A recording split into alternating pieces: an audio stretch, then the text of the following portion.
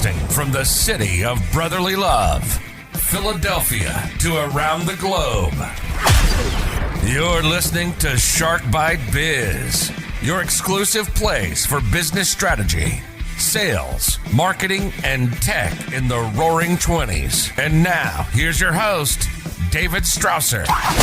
Welcome to the newest episode of Shark Bite Biz. I'm your sometimes rock star, sometimes glamorous host, David Strausser, and this is your place to learn how to grow a business during global chaos.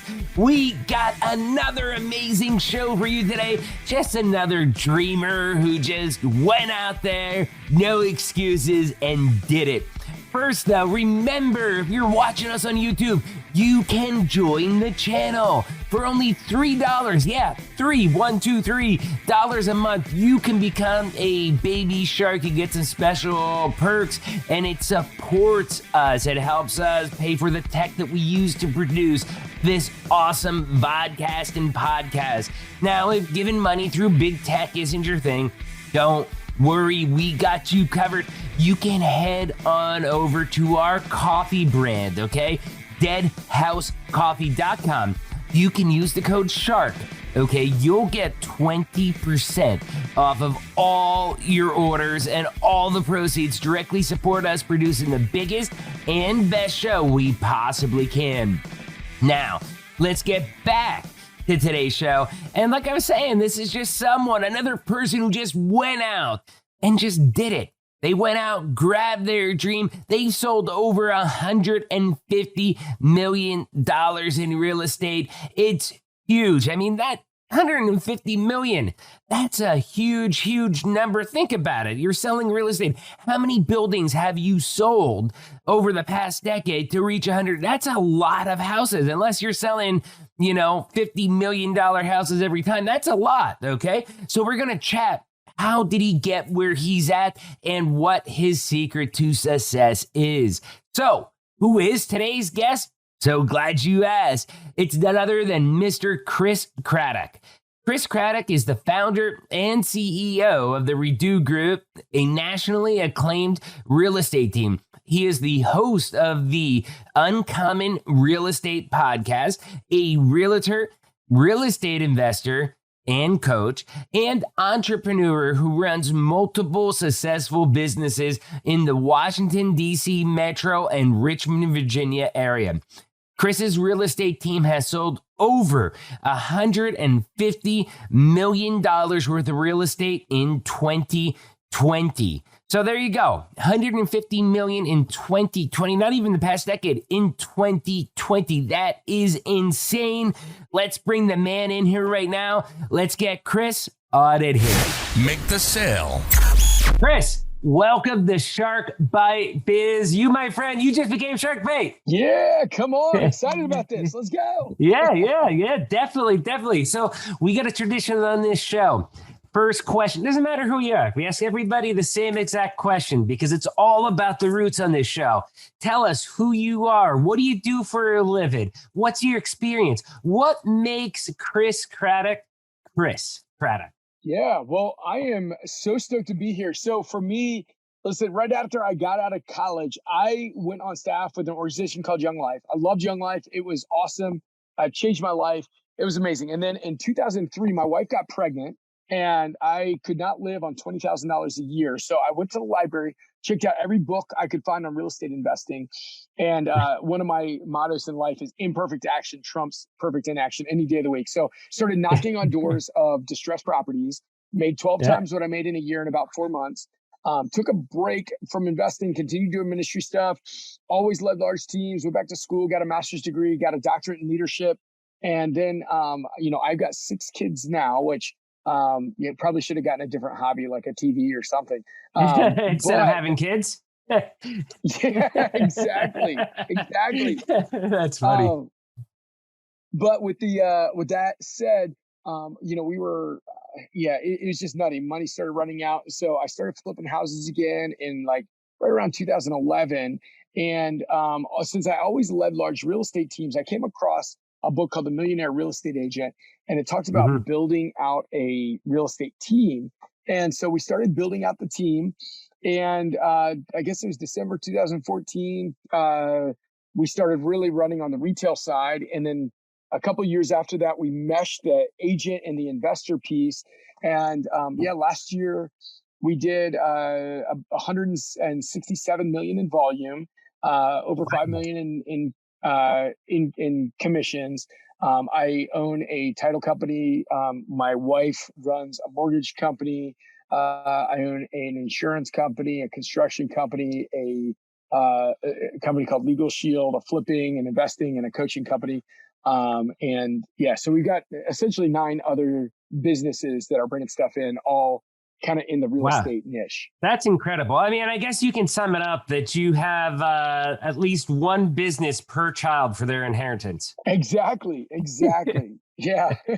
That was a goal to get like our rental portfolio. We're in the DC area where everything's, pretty darn expensive. And so we had a goal that we would get at least a house per kid. And now we're trying to double, triple, quadruple that up. So, are you going to have more kids? We're done. 17 to 4. And I have tapped out. 17 to 4. Yeah. My son, who actually is the producer for this podcast, just turned 18, just graduated. He was born 2003. So I got one off the board, and it sounds like you're about to get one off the board soon too. Exactly. Next year. Yeah. That's awesome. So why so many different businesses and business lines? I mean, I think one thing I heard growing up is that, you have to have, what is it, like 7 different streams of revenue. Is that kind of the advice that you had, or you just like opening businesses? Probably both. I do enjoy, growing things, building things. It's one of the things I just really love. But one of the other pieces though is as I look at it, I had a business coach say to me, they're like, listen, if you can do it in a compliant way and in a way that serves your clients, why get paid one time on every transaction when you can get paid 5 times on every transaction? Right. And so I thought that was a really intriguing way to look at it. And so we started looking, and I'm like, man, you just blew my mind with that right there too. I mean, now that you're saying that and I'm taking a step back, it's like, wow, that has a lot of weight and a lot of power to that. I think people listening to this show right now all just took a step back and, they're thinking, wow, you can make more money during the process too. Yeah, 100%. And see, that's that whole thing is everybody just needs to step back and say, okay, where is it? Because lots of people are getting paid through the process. Are you able to offer a solution that is as good, if not better, than what these other people are offering? Now, obviously, there is a place where you say, stay in your lane, do what you do well, and let other people do what they do well. But, especially in stuff where you can take it over, do it well. I mean, it's worth looking at for sure. Did you have to deal with any type of conflicts or worry that, there could be any conflicts of interest if you're doing things that are kind of similar at all? Well, I mean, absolutely. We had to, we have to disclose everything. So we're not hiding it. People know, right. Know all of that. But no shell companies down in the Bahamas or anything. Right. Okay. Right. Yeah. So that was pretty much the deal there, is that we, just put them out, close everything, and it goes really, really well. I mean, we've, obviously every once in a while there's a headache, there's something that doesn't work well, but as long as you're doing a good job, not overcharging people and doing giving them the best service they could get, then it's great. But it's like any business. I mean, obviously things are going to go wrong at times, and you just, as long as you fix it, it's great. I'm here at our lake house, and the crazy thing is I just ordered a piece for our wakeboarding boat, and the company sent everything. It was at the end of last year. They sent everything, but they didn't send one of the parts in it. And so I called, and the guy was like, no, it was 9 months. If you called me sooner, it'd be one thing. I was like, we haven't been down here. It's been cold. And I just looked at it, and I'm like, man, like, this guy had such a short-term view for a $50 piece. he's cost his company a client forever. Like, I will never Yeah. do business. By the way, aerial wakeboarding, never, ever, ever do business with them. They will screw you. So there you go. Now, anybody listening to this podcast that may be doing wakeboarding or having Yeah. any stuff there, like, it just hurt them, and they don't understand. Like Hmm. honestly, if you treat people well, that it goes so well. But if you don't, I mean, literally, for just a couple bucks, people are stepping over dollars to pick up pennies, and it's Yeah. just so foolish. So You know, I think that's you, the big key there.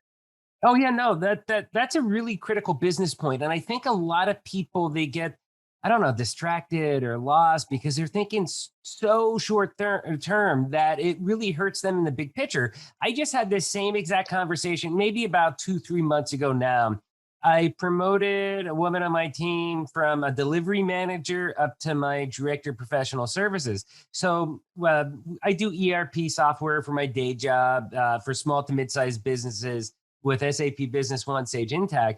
And with her being director of professional services, now she manages the whole implementations for me.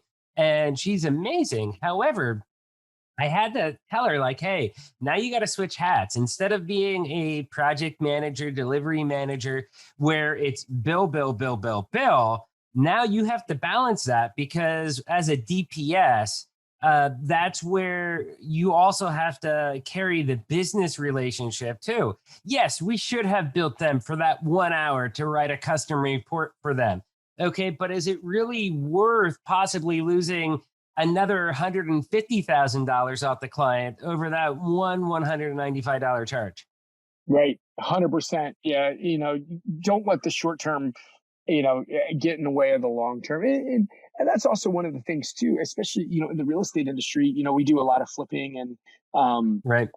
joint venturing and other stuff like that with people. And so in the real estate industry, there are opportunities for people to kind of screw somebody, to take Hmm. advantage of somebody. And what I found is you can do that, but when you do that, it's going to cost you more money in the long run than it is in the short run. Like, if you work with great partnerships, you can make millions together. But if you screw somebody once, yeah, maybe you make a little bit of money in the short term, but you've just torpedoed the relationship, and any sort of deal that you guys could do together is just gone. It's gone. When I was young in sales and I was building my name, my professional image, I don't know why. I mean, I'm 38 now, but even when I was, 22, I was always like, no, no, no, no. Yeah, I might work for Sears at the time, but I'm bigger than sales. Sears, I represent myself. I represent David Strausser. I'm making my name, my image. This is what I want people to think of me.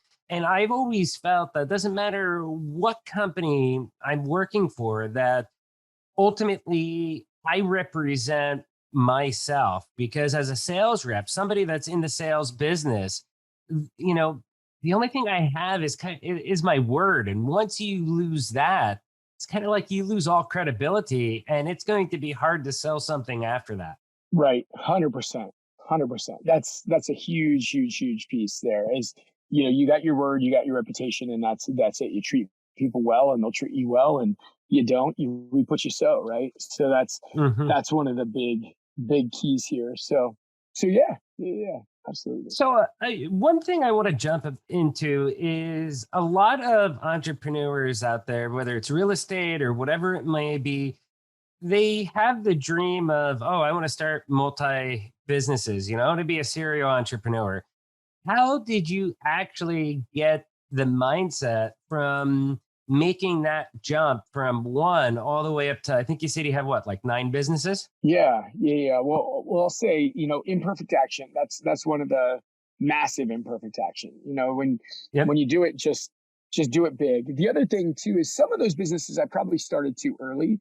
I look back Hmm. now and I'm like, man, if I would have just gotten a little bit better at my core business, then I would have had more information to bring into these other ancillary businesses that we're creating.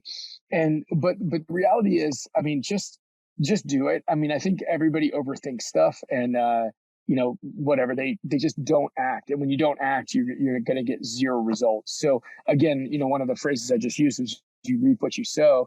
And so if you're acting, If you're Hmm. going out doing things, then you can get good responses. But if you're not going out doing things, you're just not going to get a great response because you're just not doing anything. Like, bottom line is everybody wants to be successful, but few Oh people yeah. will actually do what it takes and pay the price to be that person. Oh, that's so true. That's so true. Everything has its cost, and it's kind of the trade-off. Are you going to do the late nights, the weekends? Are you going to sacrifice time with your family or getting drunk with your friends to be able to do what it takes to get that level? And a lot of people, they say they will in their mind, but words aren't actions. And when it actually comes down to physically doing the task, they blow it off.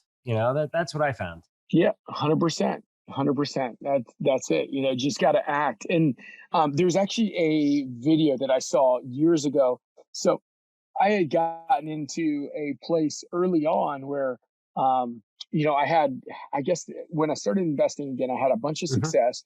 And then, one of the hardest things, Jim Collins in his book, How the Mighty Fall, um, Hmm. which it follows good to great. One of the things he talks about why they fall, it's the hubris born of success.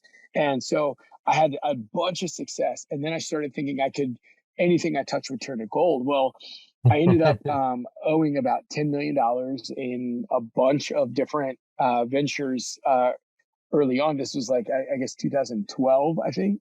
And I had to get out of that, like be so creative to get out of it. And I did. I paid every single person back. Like I could have gotten out, and again, short term versus long term, I could have gotten out and screwed some of the private money lenders, some of the other people, but we just decided we're paying everybody back. We're going to figure it out. It took 2 years to do it, but I came across a video. It's a cheesy video from the 80s. It's called, if you Google Art Williams Just Do It, it'll show up on YouTube. And it's so ridiculous. It's 18 minutes long. And I'll tell you, the whole idea behind it was, I don't care what's going on, just figure it out. Just do it. Just Hmm. do it. Like, and one of the things he was saying was like, well, art, people say houses aren't selling. He's like, I don't care, sell it anyway. And it's just that idea that, it really is not a lack of resources, it's a lack of resourcefulness. So if you're going to win in life, you've just got to be resourceful. You got to figure it out. And honestly, that time, like as much as I would love to have that time and money back, one of my Hmm. mentors said, never trust someone who doesn't walk with a limp. And I'll tell you, I straight up learned so much, and it's kept me from making some foolish business decisions. And I've got Hmm. friends that I mentor and coach, and I'm like, guys, do not do that. And they're like, oh no, what's the worst that can happen? I'm like, I'll tell you. Let's go back 10 years, and I'll tell you exactly what could happen. No, that's good though. I like that. What was that? Don't trust anybody that doesn't walk with a limp. Yep. Don't trust anybody that doesn't walk with a limp. Oh, yeah, yeah. That is solid info. So here's another question for you. You've grown to over $100 million in real estate. I'd be, I think. How do you get past a certain level? Because I think people they get a certain level of success. Okay, maybe it's 10 million, maybe it's 50 million, and then it's kind of like I think they get complacent, and that's where people like you they just take it to the next level. They just don't. They go into maintenance mode instead of growth mode. I think. Yeah. Well, here's the thing. I mean, one of the things that I really do believe, what is it, Simon Sinek, and you'll see, I'm just always reading, always trying to level up, always trying to get myself better because I do believe your business and your life will grow to the extent that you grow. But Simon Sinek has a book that says start with why, right? And so in my morning routine, I wake up in the Mhm. morning, I think about my goals, I think about the dreams that I have, I pray for the people in my life that I care about, but it's all about my why. And and again, another book, Brendon Burchard in his book High Performance Habits says, high performers create energy, right? So how do you create energy? You create energy with your why. Why do you want it? Mhm. What is the goal you have? Why do you have that goal? And then when you see it, then you're driven to do it. But what happens is a lot of times our goals seem so far away. They seem like something that we'll never accomplish. And so this malaise comes over our minds and our lives, and it slows us down. We lose energy, we lose focus, we lose drive and determination, and we quit and give up. And, Negativity honestly, if it creeps was, in, man. I think negativity creeps in yeah, as well. 100%, 100%. If it was easy, everybody would do it, but it's not. And Mm. so the only people that actually are going to make it, and I still haven't arrived, right? Like I've still got so many dreams and goals and things that I want to accomplish that I haven't accomplished yet. Um, but, but it's easy to quit. I mean, I'll tell you, every time something really, really rough happens, and it happens pretty regularly because it's life. You kind of like, oh man, I'm tired. I don't want to get up, but then, Hmm. but then if you're Art Williams and you're listening to Art Williams, you just do it. You get up and do it and do it and do it again. Oh yeah, definitely, definitely. That's something that I've learned over the last couple years too. Like bad stuff can happen, a lot of challenges, a lot of difficulties. But what you have to do is you just can't get paralyzed freaking out about it unless you can actually do something to change it right then and there. It's better like, hey, kick off the football. You're going to deal with it over time. You don't have to stop dead in your tracks for everything every little, you don't have to get so emotional I guess is what I'm trying to say. Right. 100%. 100%. So yeah, so for entrepreneurs, if I could break down, because I think, on podcasts, I always say, okay, what is the instruction? What are the things that can make somebody level up? And so for me, when I look at the instructions, like what are the color by numbers piece? One is it just invest in yourself? So whatever your Yeah. income is, take 10% of it, and I need to up it, but I'll tell you, I spend over six figures a year on personal development. Yeah. But and I need to up it where I'm at, so I stay consistent with what I'm telling What everybody. what do But you do for personal development? What is your definition of that? so I have coaches. I've got coaches that help me with marketing. I've got coaches that help me with business. I've got coaches that I've had coaches that work with like P&L reports, like how to read your Hmm. P&Ls better and look at ROI on stuff. I mean, we're actually looking to hire like a functional CFO that will come in and kind of reread stuff and relook at some of the Hmm. stuff more than what we're doing with our operations director. Um, I've what else? I'm part of masterminds, a number of masterminds, which I'll Oh tell you, yeah. if you're not in a mastermind, oh my gosh, just get in one. Like literally the biggest leveling up happens when you're hanging out with other people that are doing high level business and high level life. No, that is so true. I mean, to me, I think that falls into the law of attraction. A lot of people say, it's BS, some just fantasy stuff. But I tell you what, man, it works. You will it. You give off a certain vibe. You are going to attract a certain type of person, and when you start networking or hanging out or thinking with people that are more successful than you are, then I mean it rubs off on you, And I think Right. my favorite quote is from Steven Tyler that I heard on one of his interviews where he was like, "Fake it till you make it, baby," about becoming a big band, Yeah. and it's kind of true. I think any up and coming business professional, okay, you've got to hang out with some people that are a few steps above you so that you can learn kind of how to get up to that next level, I feel. And that Yeah. essentially sounds like what you're saying. 100%. Yeah. 100%. Yeah. I mean, the the biggest growth areas in my life, the biggest leveling ups that I've ever had have occurred because of new relationships I've had in my life. And so I Right. would just say, whatever you do, find a way to get in a relationship with people that are thinking, on that next level. Who has like if you listen to Well, podcasts, Chris, you listen to this podcast, right? I don't want to brag, but we have a new relationship right here. Yeah, no, that's it. That's it. I'm telling you, brother. I'm telling you. No, I love it. I love it. I love it. So yeah, Yeah. no, but I mean, that's it. You know, like for me, one of the things I did was when I first started was I started listening to a handful of podcasts, Hmm. and the ones that I really, really, really loved, um, I I reached out to, if I liked their vibe, I just would reach out to them and ask if we could talk for a little bit. And I was shocked at how many people said yes. Like so many people, they're like massively Wow. successful people. They said yes. And so when you did that, um, I started to learn how they thought about life. So my Hmm. wife is a professional writer, and she says that the worst writers in the world all break the rules of writing, and the best writers in the world break the rules of writing. She's like, the difference is the best writers in the world, they know the rules of writing. So when they break them, they're innovating. The worst writers in the world just break the rules of writing, and it's just I terrible. have no And so idea. I think Yeah.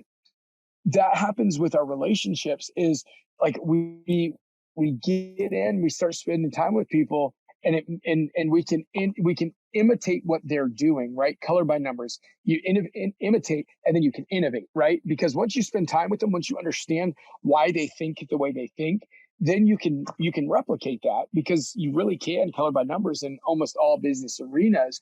And then you can innovate, you can make it better once you Mhm. understand how they did what they did. No, that's so true. And that's one of the reasons that I started this podcast personally was COVID hit. I've wanted to do a podcast for like 6 years. Okay. And I registered Trek by Biz literally 6 years ago. The domain was registered, but I just never, it was like, who wants to listen to me? And I ended up doing some live events. I was doing some huge executive luncheon events out there in LA. I mean, we'd have the best speaking lineup. We'd have like William Hung from American Idol. She bangs. He's been on the show. Yeah. He's amazing. I love William. He's a good friend of mine. With the Verb Pipe, people like that, and we did some really, really rocking shows, and that for me was helping me to level up. And we were planning on doing a road show out here.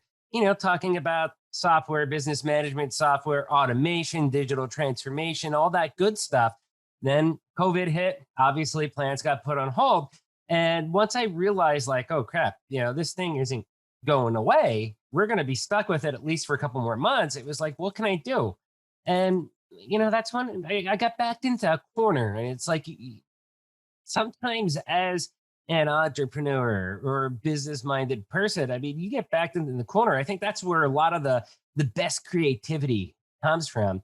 Because then it was like, hey, I will do the podcast. It does make sense. And it does make sense now. And this is how we're going to do it. Whereas I couldn't figure it out the 5.5 years before that.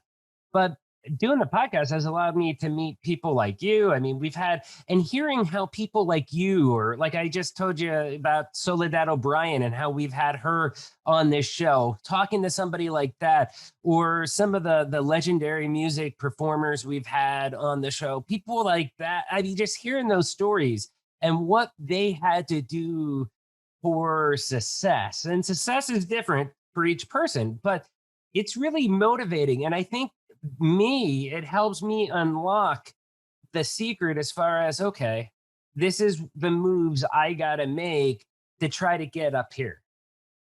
Does that make sense? 100%. Yeah, absolutely. I mean, being able to spend time with people like that will definitely open up your mind and teach you to think differently. I mean, that's it. Hey, doing That's the it. podcast for me, I mean, even compared to me doing live events out in Los Angeles, doing the podcast right now has, I think, opened up way many doors than I did when I was doing the live shows. It's amazing how many have opened up here. And it's amazing the reception that we're getting. I mean, I'm looking at the YouTube numbers right now for the channel. I mean, we have so many people that are all looking for the same thing as far as how to grow personally, professionally, grow their businesses. I mean, 25,000 plus views a week this point on this channel. I think it's pretty awesome. I think we're out there helping people, and messages like what you're sharing out here are reinforcing some of the good habits that I think are getting lost a little bit in everything that's happening around us right now. 100%. 100%. No, that's awesome. And just doing it, right? Like Yep. that's the key. I can guarantee you there's people listening right now that if you get nothing else out of this other than just just do it. I mean, you're talking about the podcast, right? Just do it. 6 years ago, you said you were going to do it, and now you finally did it. So, and my guess is you're probably like, man, why did I need such a kick in the tail to do it? Right? Like that's how I feel about a number of things as well. And so I think I can guarantee you, there's somebody listening right now that's been thinking about stuff, that's been, just sitting on the fence, thinking, oh, the time's not right, the time's not right, the time's not right. Well, on the contrary, the time's never going to be right. I've thought about this, and I think it falls a little bit into what you said earlier. Earlier, you said that if you knew now what you knew then, you may have held off. So I honestly, I think the stars aligned on this one with the podcast, because I think if I would have started it 5 years ago, it may have been a disaster. It may not have worked. With COVID, I was forced to do it and to see this through because there was nothing else to do. It created that environment to where I had to see myself through the dark times of literally nobody watching the show for the first couple episodes, just fighting my way through the slumps, the tech curve, everything else. But you also host a podcast as well too, don't you? Yeah. If anybody out there is a real estate investor or agent, my podcast is geared towards the real estate investor agent. So obviously, I know most people listen to 7 podcasts. If you listen to podcasts, I would love it if you fit that category. If my podcast would be one of your 7, that would be great. But it's called the Uncommon Real Estate Podcast. And the whole idea behind it is that most people act common. Most people get common results because they act in a way that's very common. And so we want to push people to say, hey, let's not be common. Let's not be like everybody else. If you want results that are abnormal, then you've got to have actions that are abnormal as well. Yeah. So I got one final quick question for you here. What do you see with the real estate market? What's in your ball? I hear that there's a lot of foreign investment buying up houses, a lot of corporations buying up houses in the housing market. What do you see? Yeah. So for me, I think that what happened was, the government was trying to help, right? They were trying to help. And so they printed a lot of money. But what happened? Don't you love when the government tries to help? Yeah. What is it? Reagan, who says the scariest words in the English language are, I'm from the government and I'm here to help. There you go. But yeah, so the government tried to help. But what happened is they printed so much money, so it created this mass inflation. Well, what inflation did is instead of give everybody more money, it made everybody know that their dollar was being devalued. So they put their money into hard assets, real estate, gold, silver, even cryptocurrency. So what we found was that people that owned properties tended to get have gotten so much wealthier over the last year because inflation does really well for people that own hard assets. And the people that don't own properties it's just pushed them further away from being able to own properties. So instead of actually helping, it's created this big divide. And right now, all the hedge funds, everybody with any cash at all is working to get their money into hard assets like real estate to avoid what's happening. I mean, I think we're at a 2x of what is normal inflation rate right now. And so everybody's trying to just keep their money from being devalued. I mean, I think I heard somebody referring to it as a melting ice cube is the American dollar right now. And so, people have to get into real estate or they're going to lose their net worth. Honestly, as an individual, it does has me a little concerned what the future is going to bring us. But overall, is this a buyer's market? Is it a seller's market? Or is it if you own property, hold? Yeah, I mean, it's the hottest seller's market in the history of seller's markets. I've been acquiring properties as much as I can over the last few months because, I do believe that that with inflation that it is the best thing. It's the best place to put your money right now. That's awesome. Hey, how can people reach out to you? Yeah, so on Instagram at Craddock, an old high school nickname, CRADDROCK. I work to respond to any DM. So if you send me any DM, I'm going to commit to responding, at least at this point in my life for the next year or two. I'm going to respond to every DM. that anybody sends me. If you're in real estate, please feel free to reach out. The Uncommon Real Estate Facebook group, Uncommon Real Estate Podcast. And if you are a real estate investor, meaning you buy and flip or buy and wholesale properties, I have a class, a program that I teach called REI Revive, where I teach you how to monetize those leads, the ones that were falling dead. And so if you go to wholesalinginc.com/revive, you're going to see our product and how you can monetize those leads. And you can just click on the link, and I'd be happy to, either myself or somebody on our team, talk to you and look at your business and see if there's a good fit there for you. And we'll make sure we'll get all those links down in the description below. Doesn't matter if you're on YouTube or if you're on iTunes, Spotify, Google Podcasts, Deezer, Stitcher, all of them, man. We're everywhere. Look at the description. You'll find all of Chris's links down there. Hey, Chris, thank you so much for coming on here, man. This has been amazing. Brother, this was awesome. Thank you for having me, man. Oh, no, I'm jealous, man. You're the first person that became shark bait while at an actual lake. Fair enough. This Thank is great. you, man. Yeah, love it. Yeah, cheers. Wow, I totally love that background. That, believe it or not, was the very first outdoor interview on Shark Bite Biz. Wi-Fi problems aside, it was still an incredible and an awesome chat with Chris, though, right? You have to admit that.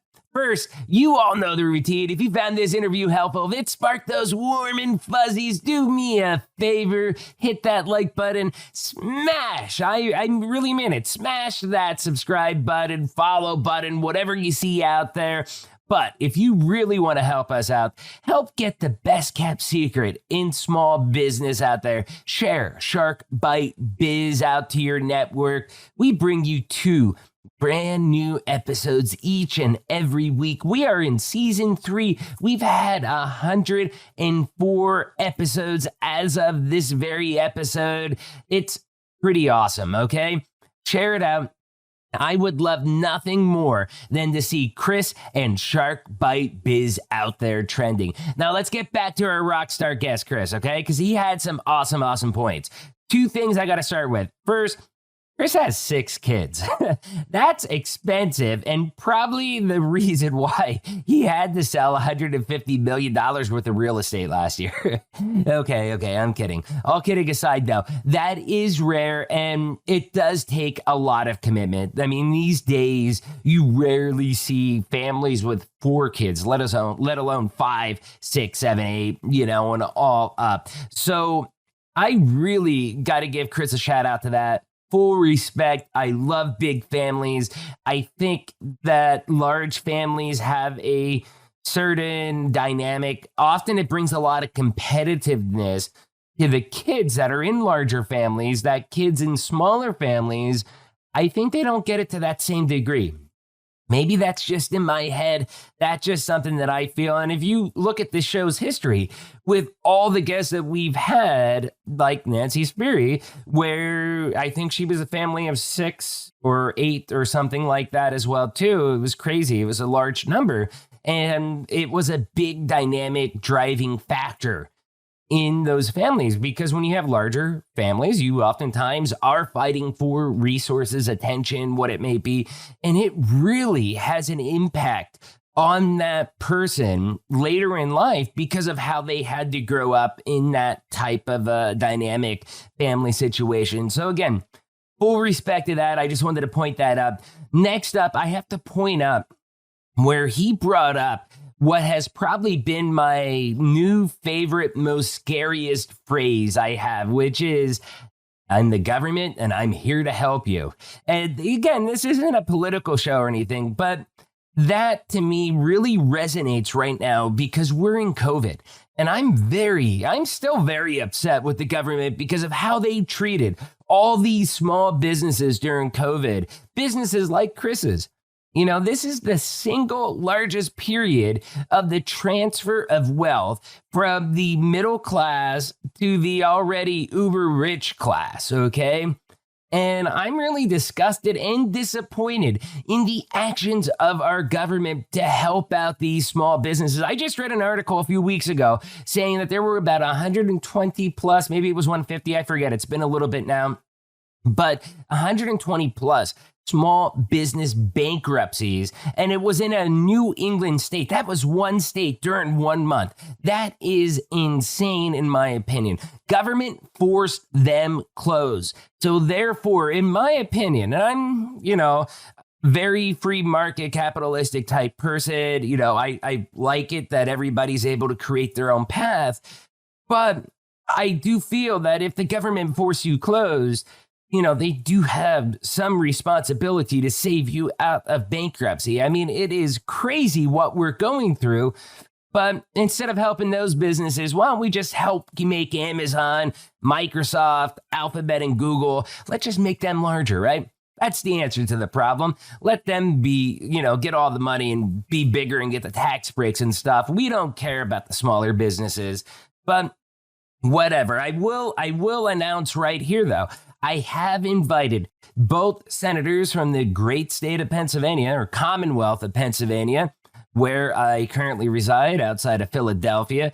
I have invited both of our federal senators to be on this show and discuss how, I guess we would discuss, in my opinion, how I think they have failed small businesses, how Congress has failed small businesses, how the federal government has failed small businesses during this time in COVID. Still waiting a response. We'll see. I'm trying to get them on. And if we do, that will be a bombshell of an episode. Ultimately, though, Chris has a great story and he's had a great professional career path. I think one of the biggest things that I really learned from Chris is he realized that when he's doing a real estate deal, there's other people that are getting pieces of the pie. There's different businesses, different companies that have to do this or do that. His answer? Well, he started up companies to start doing those type of transactions. So it's almost like he's double or triple dipping, but he's able to, and that's pretty cool. That is a really, really smart idea of being able to start complementary businesses to what your main business is. I love it. Another one of the big things that I got from Chris, and this is something that we've had from a lot of people that are super successful in the show, whether it's Soledad O'Brien or some of those other CEOs that have been on this channel, is get out of your head. And this is as Chris put it, I'm tired. I don't want to get up. You just got to do it. You just got to get it done. And if you do, you make those sacrifices, you work hard. That is usually, not always, there's always exceptions to the rules. You can always pick holes through this or that, but that is usually going to be the difference between being a rock solid performer and being a superstar rock star. I mean, just getting it done, no excuses, working late, doing this, doing that, like me with the show, okay? I am exhausted at this point. I'm dying for my vacation. We just came up against quarter end when I'm recording this, and I'm forcing myself to do it because I know you all count on 2 episodes each and every week. That is me going above and beyond, taking all this extra time out instead of just watching a movie on the couch with the kids right now while it's raining outside. I'm here recording this interview. I'll be with them in a little bit. But I could take this time out to produce this for you because you all count on it. And I go above and beyond. Chris went above and beyond what was expected. And that's why he reached a level of success. Don't make excuses. Don't come up with the reasons why you can't get it done. One thing that I have this conversation sometimes with some of my team members, you spend more time complaining about why you can't do something rather than just doing it. Because if you did it, by the time you complained and wrote an email that is 10 paragraphs long on why you can't do it, you could have been done that whole task. You could have completed what you should have been doing anyways. So just get it done. I think that's one of the biggest messages I got out there. And again, it's why Chris is a superstar. You can be too if you get that work ethic. So question of the day, what sacrifices have you done to get where you're at? Leave a comment down below on YouTube. Do you want to be on the show? If so, shoot an email, interviews@sharkbitebiz.com. Don't forget, join the channel. You can become a baby shark for $3 a month, or go to deadhousecoffee.com. Use code SHARK, get 20% off of your order. All the proceeds support this very show right here. And you all know this by now. I'm David Strausser. This is Shark Bite Biz. We'll see you all next episode. Cheers.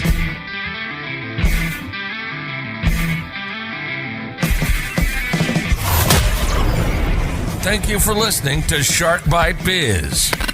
We hope you got some insightful info from this podcast. Be sure to subscribe to us through your favorite podcast app and visit us on the web at www.sharkbitebiz.com. How has business changed for you in the 20s? Email us at podcast@sharkbitebiz.com so you can join us and share your story.